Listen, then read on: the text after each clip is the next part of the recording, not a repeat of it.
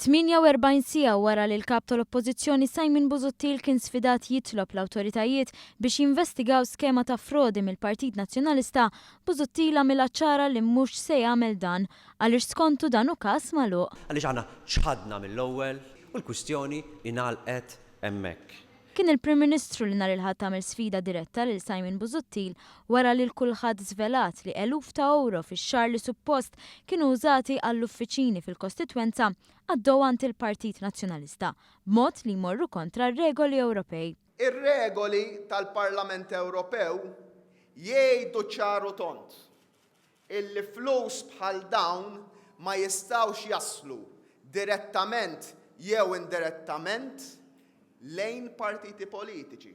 U għalhekk jien nisfida Simon Busuttil illum.